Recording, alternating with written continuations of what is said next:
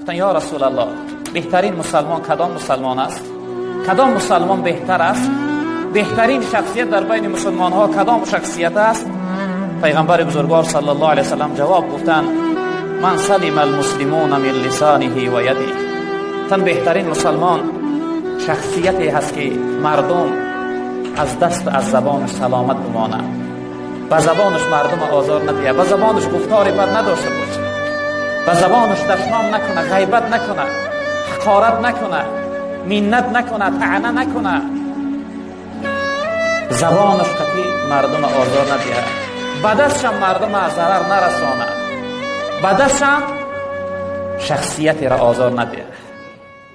بهترین مسلمان پیغمبر بزرگوار صلی الله علیه وسلم گفتن همون شخصیت است، شخصیتی هست که یعنی که مردم از دست زبانی وی